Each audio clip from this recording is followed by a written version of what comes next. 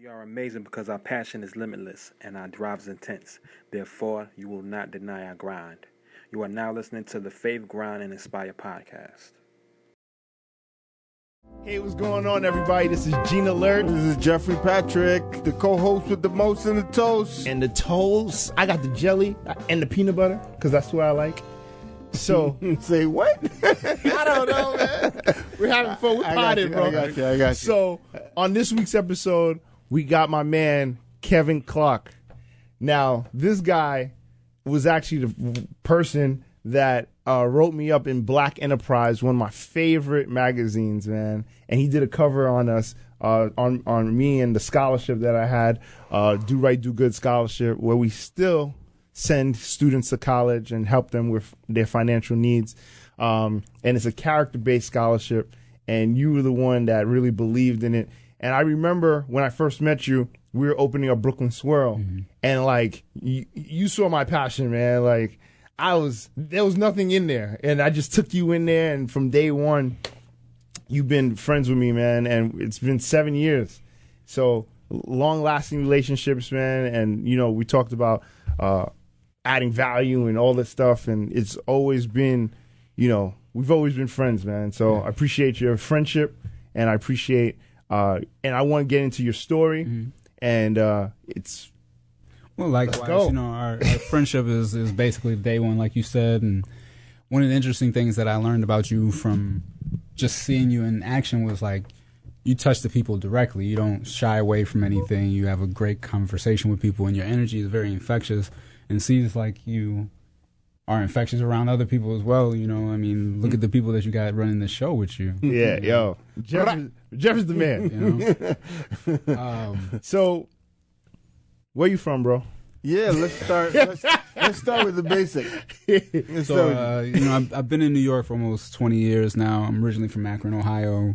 Shout out to the 3-time world champion LeBron James. You know, yeah.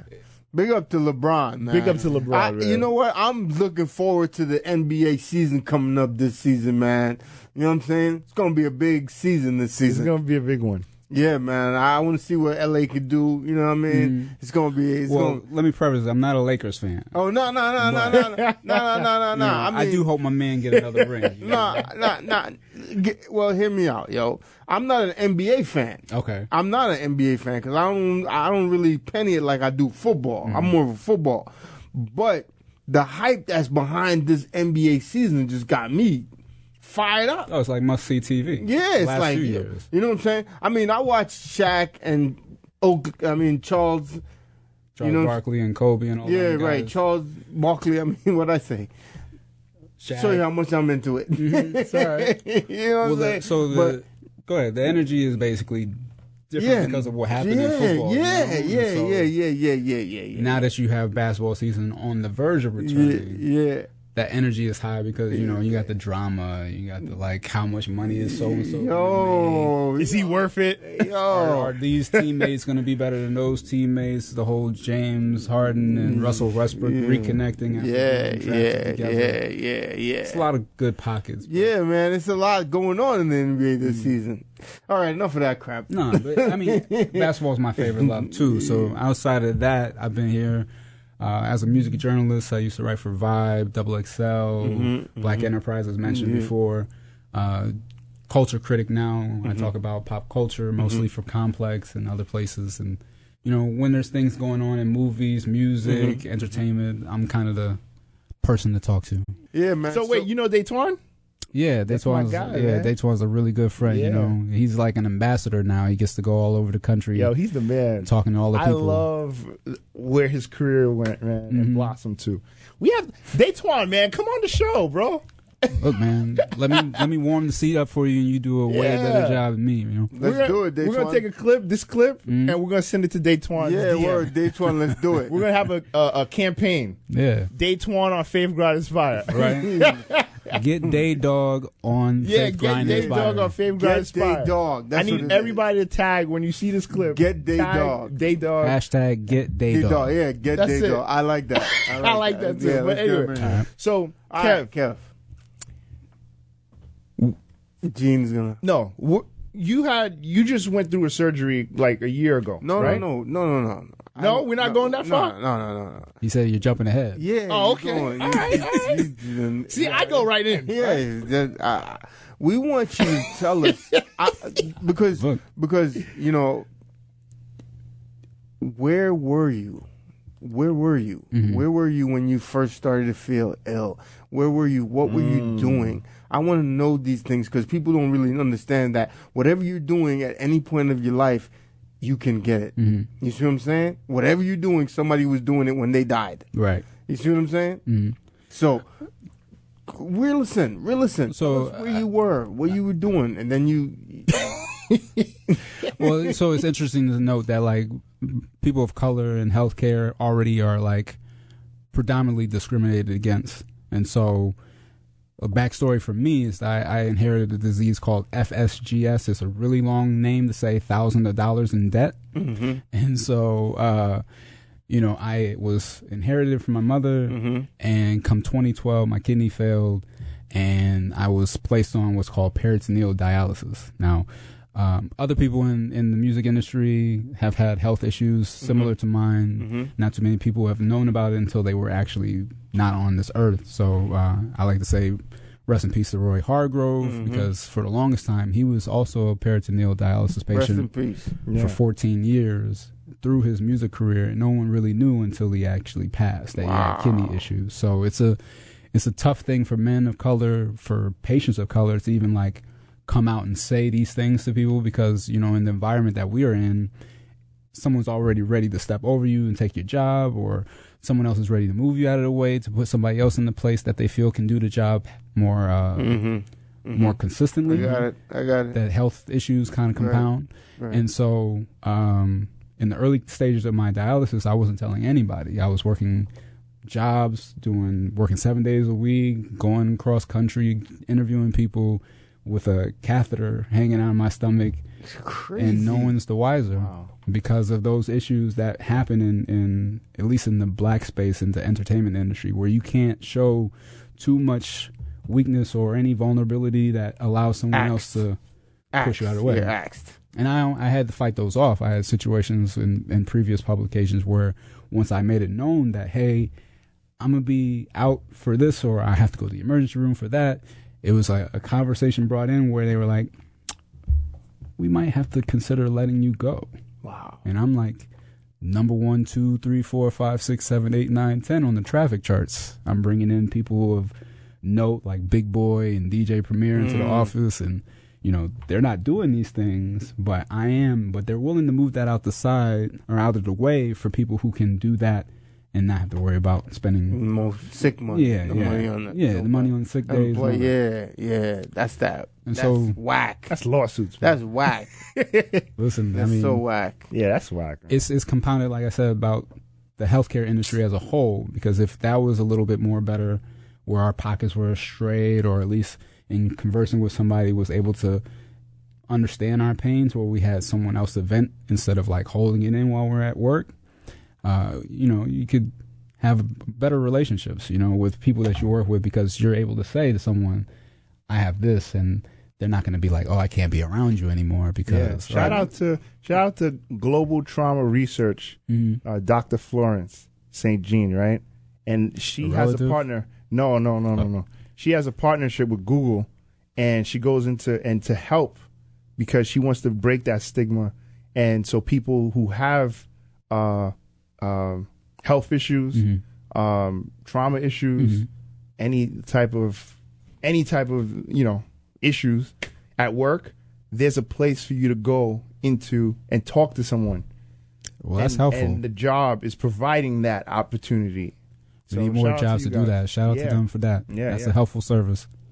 So go ahead. Sorry. Well, I mean, throughout the course, I was a patient for 6 years, and near the end of the final year of my time as a dialysis patient, I was really getting bad with my health. Like, you see me now, I'm kind of building it back up now that I have a transplant, but mostly it's your bones deteriorate, your skin starts to rip apart. Like, there's things that happen to your body as a result of this disease that makes it even more fearful as the patient, because you don't know what's going to happen next. You're not being told what's going to happen next. And it got to a point where I really needed help. And so I put out the call of action to like see if anybody was interested in getting tested. Yeah.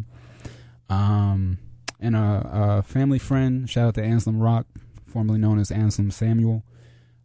He works over at Complex, handling their brand director. He's a brand director over there. He got tested, and luckily enough, he was a match. And so we were able to get suited and booted and ready to go to Mount Sinai Hospital. And January 31st, 2018, I was blessed with a brand new kidney. Wow. And this is year 2. Man. Season 2 has been able to elevation. You know, it inspired a project that I'm working on that I'm not yet ready to reveal, but I've talked about off air, that advocates for patients and practitioners of color because of what I learned throughout my own health journey. And so here I am right now. Atrophobia. That's the fear of the doctor. Yeah, right. There's a lot of that going around. Yes, it was the African American and those of the African descents. They were afraid of the European doctors. They were afraid because of the treatment that the. Have you guys ever read Medical Apartheid? Mm-hmm. When you read that book, you read it? You read Medical Apartheid? Yeah. Shout out to Rob, man. By Washington. I think her name is Washington something. Yeah, but did you cry when you read that book? I knew a lot about the things in the book, so I was kind of like, it was just confirmation. You know, like when I read that book, I cried. I cried when I read that book. I could not stop crying because what I was reading in the book, it was far-fetched, but I realized that it was real. And it's documented to a way where you can say, like, whoa, you know? Tuskegee alone, that alone, you know? It's like, yeah, that's like, that. I mean, you have Flint water that's happening now. You have now New Jersey. Yeah, you have situations where there are a need for mental health professionals to respond to incidents on the street that disparities in healthcare. We can go there. You know? I mean, it's more so like everybody remember Saheed Vassell? Who's that again? Saheed Vassell was a man in Flatbush, Brooklyn. Everybody knew him. He was the town crazy guy or whatever. Yeah. And he was running down the street with a shower head, and everybody knew he was playing around, but somebody thought he had a gun, and they called the police, and yeah. Oh yeah. But he was basically what you would call a mental health patient who needed a mental health first responder to deal with that, as opposed to a police officer who is not going to understand that at all. You know, there's another incident with a young man who was the therapist or the physician, on-call physician for a person who was having an episode. And he was having an episode on the street. Cops pull up, see the guy who is his helper, his caregiver, on the ground with his back, hands up in the air. They still shoot him. Now, he's the guy who's helping somebody and gets shot unarmed. And he's in the hospital with a bullet wound talking about, why they shoot me? I remember that. I'm telling them I don't have nothing on me. But that's a disparity between patients of color and the forces that be in this country that are putting us in a bad predicament where you can't really say I have a mental health issue because obviously you're in the throes of it, right? You don't diagnose anyway. Right. And so now you have somebody who is unrelated to the situation, unaware of the culture, who is presented with this and only looking at you as a problem. And so my goal is to try and advocate for those people and create these situations where we explore these healthcare issues to tell people that these are things that we're going through on a daily. It's not being reported on MSNBC. It's not being talked about by Kathy Lee. It's just something that we know in the community and outside people who are putting us in those positions know. If they reported what needed to be reported, there will be no room in the news for it. There would be no room. There would be no room for anything else because what's being done is so irate and so drastically uneven. It's like, are you for real? Mm-hmm. Yeah, it's for real. People don't really understand what's taking place out there with the black nation. Yeah. Well, let me ask you guys a question, since I'm a first-time guest on the show. I'm learning how it all works here. Yeah. When's the last time you both been to the doctor? I like go to the 2 doctor. weeks. I go to the doctor every year. 2 weeks ago. All right, 2 weeks ago. Yeah, I'm married, man. My wife, as soon as I say headache, she's like, all right, Dr. Shore. Shout out to Dr. Shore, man. and 2 weeks ago, So you guys would say that you don't have any fear of going to the doctor or finding out what your health statuses are or anything like that? No, there is a fear. Okay. No, there's always a fear. For me, for me, I'm like, I hope everything's okay. Especially because I had so many people pass on, and they go to the doctor and they find out I have cancer. Next thing you know, 3 months later, they're gone. And I'm just like, what? So of course that fear is there for me. And even every time my parents go to the doctor, your dad has a doctor's appointment today, and then I'm like, yo, man, and I don't want to hear anything negative, but I know that's part of life. Yeah. And so I'm ready for it, but I just feel like there's so much life, there's so much I have to do, and I just don't want. I don't know, man. No, I kind of get what you're saying. Yeah. You're saying you have no fear. No. Well, I'm from a different. Jeff is a super for saiyan, those, man. For those who haven't watched the video yet or seen, that's all I'm gonna say. He's like a super saiyan. He's like a black Superman. If he Jeff was is like Superman. Idris Elba's Don't father, procrastinate. He's not scared of the doctor. Graduated from Columbia. He's an alpha. Okay. Like, this dude plays football. So it's he was all in a coma for like 20 days and survived. right, the and, coma thing. You know what I mean? Like, yeah. He got hit by a car like going like 1,000,000 miles per hour. Like, this dude's a super saiyan. He can't be killed, bro. The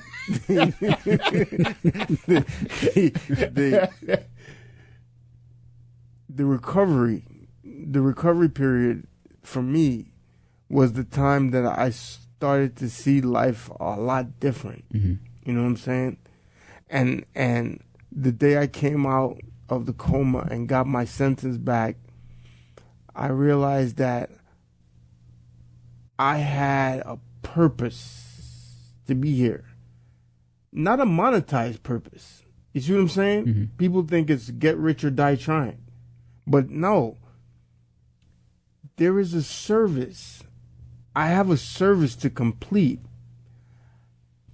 I have a leadership role to fulfill. You see what I'm saying? And this leadership role calls for me to understand or be empathetic to everyone who is not at the point that they want to be in life. You see what I'm saying? Whether I learned about the biopsychosocial model. The biopsychosocial model, there are the levels that everyone needs to be fulfilled on. You see what I'm saying? And I'm here for that reason, to let others know. Because anyone who have ever conversed with me, they automatically they get the presence, they get the energy, right? We talked earlier, and I know you felt it because you was like, "Whoa, thanks," right? Yeah, it comes off, it permeates. Right, exactly. So I know that that's why I'm here, and for me to fulfill that, and I'm not doing it for monetary reasons. You see what I'm saying? So. Well, I guess the larger point is that there are a lot of black men who are fearful and who are reluctant. We just talk about that. Yeah, like Atrophobia. Yeah, that you guys don't have that. That's impressive. But what steps do you all take to like spread the word amongst those who you might feel might not have that same sort of DNA or attributes in themselves? And you know what? I have to say, it's something where you have to have. I think women, in general, are not afraid of doctors. Right? They always go. And if it wasn't for my wife, I probably would stay away from the doctor. You know? But because of my wife and my mom, going to the doctor was like normal. You know what I'm saying? It was just part of your month, you know, or every 2 months. It was just, you know, and then I have a lot of people in medicine, a lot of doctors in my family. So every Friday it was like a checkup. You know what I mean? Growing up, for real. Yeah, you pass the plate and you be like, wait, how's your sugar levels? Yeah, Tachimiju, Monokedzid, Monokfritz, like those are, they're doctors, like in New York, so, and we'll go there and every week it was just like, all right, let me check. Right, right. You okay? You need, So, so growing up for me, the culture in my family was like medicine is okay, So there was so that fear was like, no, this is not. But like I said, now I'm getting older, and I've been seeing more death. That scares me. Okay. So now it's like, what are we doing? Yeah. What are you doing to facilitate your legacy, or how you trying to protect exactly. But that's why I got into medical school, because I figured that would way for me to actually help as many people as I possibly can. You see what I'm saying? So that's why I figured this is the way I'm supposed to go, because that's going to give me an opportunity to be as hands-on. Yeah. And having that conversation. Yeah. Like, I love what Jeff is doing, man. Like, because Jeff went from film to this, to medicine. It was like, to me, it was just like, what? Right. But then when I spoke to him and understood the transformation, like he said in another episode, he stopped smoking weed, he stopped smoking cigars, stopped drinking. And there was a reason, because now he's educating himself and he's learning. So it's one thing to like hear it, like weed is bad, these are the effects. But then it's another thing to really dig deep and understand what these things do. Exactly. And know why they're put into our communities, and why they're like, hey, you know what? It's okay. It's good. You do it. Right. And you're like, all right, cool. My boy's doing it. My homegirl's doing it. Exactly. Everybody's on doing TV it. It's on TV. All the rappers are doing it. Like, you know what I mean? Like, it's cool. Now let's make money off of it. Liquor is a poison. Liquor is basically liquor's a poison, man. People drink it. It's like, no. it's poison. And so everybody has a vice, you know what I mean? But at the same time, you have to understand, like, there's a sacrifice, and there's a give and take for everything. You're gonna lose. Polonium 210. Do you know what polonium 210 is? You're gonna tell us. Polonium 210 is a radioactive chemical that is ingrained in tobacco leaf. It is organically a part of the tobacco. There's no way to filter it. There's no way to get it out of the system, which, think about that for a second. No way to get it out the system. No, there's no way. You can't filter it. Like it's threaded in there. Polonium 210. Go look it up. Look it up whenever you get a chance. Make sure you sound it out. Polonium 210. It is a radioactive chemical that's in the tobacco leaf organically. You cannot get it out. You have to not smoke cigarettes to not have that. You see what I'm saying? You have to not use tobacco and so people don't know that. They have no idea. When I learned about that, that was it for me. You see what I'm saying? I was like, okay. That's a little bit more highbrow than my thing. My experience with cigarettes, like I was a kid, and you have family members or cousins or whatever, and they like, here, try this. And so I tried a cigarette, and I hated it. As soon as I tasted it, I was like, never for me. Yeah. And so ever since then. And you didn't even know about the polonium. Nah, I didn't need. I couldn't spell it, couldn't read it, couldn't pronounce it, nothing. Shout out to my cousins, man, Rudy and Richard, man, because when we were kids, they in high school, Richard actually introduced me to weed. He introduced me because he introduced because he said, "Yo, I remember the conversation with all of us. I'd rather you know it. I'd rather you know it from me than get it out on the streets. Get it out on the streets." Yeah. And then that experience was so bad, right? Because he wanted it to be bad that I stayed away. So thank you, Richard. Right, Richard. Way to go, Richard. You know what I'm saying? And so supporting black that's creatives. Family, man. That's what you're supposed to do. Right. And family has ups and downs. You fight, but you love each other. And but as long as and that showed love. The fact that because he could have been like, yo, let him do his thing, and then all of a sudden I would have been a different gene, maybe. You see what I'm saying? Right. But he knew there was something greater for me, and he said, "Yo, let me keep my cousin away from this." Let's just say he might not need those glasses because of the glaucomas. The glaucomas, right? Those are some nice glasses you got on. Oh, too, you Gene. Tom Fords, man. You know. I hear you. I hear you. You said that you became a medical. Man, you ain't in the interview. So Get on the mic. Get on the mic. Get on the mic. Come. this is going to be on the B-roll of Faith, Grind, and Inspire. Here's my question. My question is, you said that you became a medical student because it got you closer to your life's purpose. Right. And I wanted to know, you as a writer, how did you know that was your purpose? Like, what was the moment that you felt that you could add value to people through how you articulated yourself?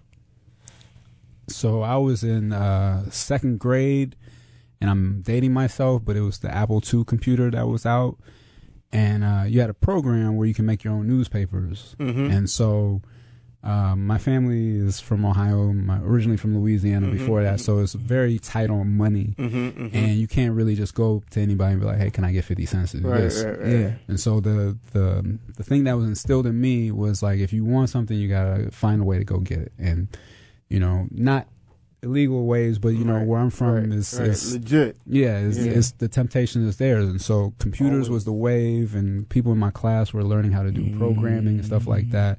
And so I figured out how my contribution would have been, which was, I love magazines, I love, you know, Ebony, Jet, all those things from back in the day. And this program allowed me to like recreate that in a sense. And so I made like a kid's newspaper, and I sold subscriptions for 75 cents. In second grade? Yeah. Wow. Oh, wow. Well, I saw it at my mom's job. My mom was a teacher. Wow. And so I would sell it to other teachers, subscriptions, That's or you amazing. get like a one-time paper for a Did quarter. you have a beauty of the week?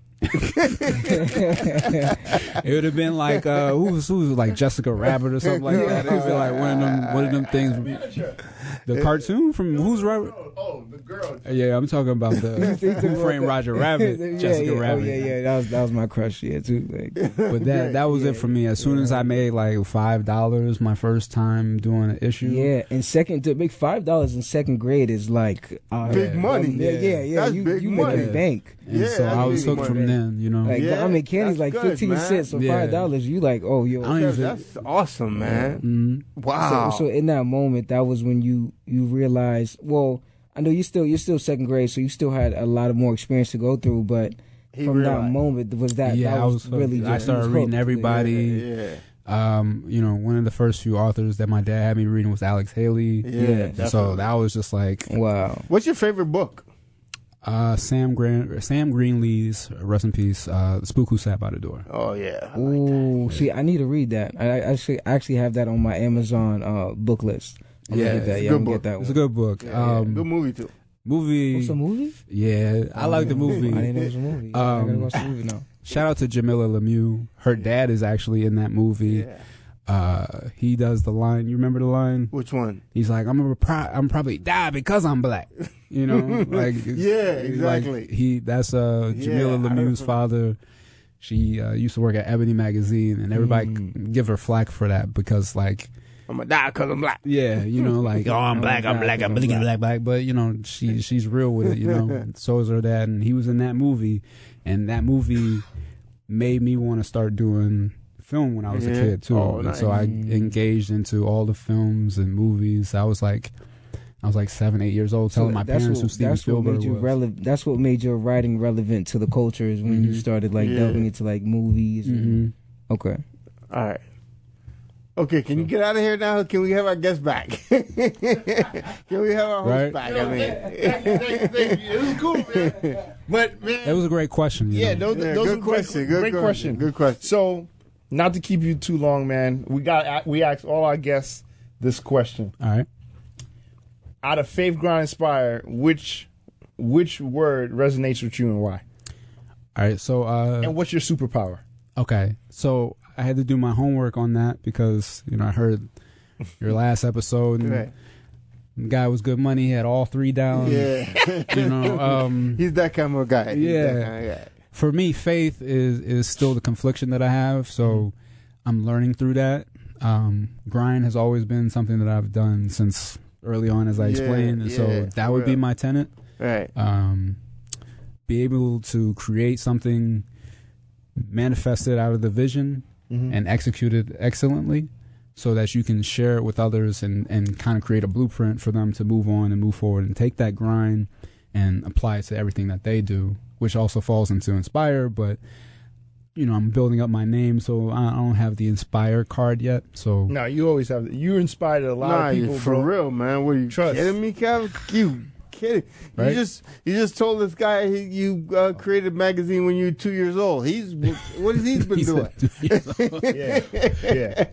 You in second grade, you got a little bit of age on you. You're like eight or nine, a little bit close there, but. I like where you got to from second grade to getting to where you are. It makes sense. Like you did it. No, you did it.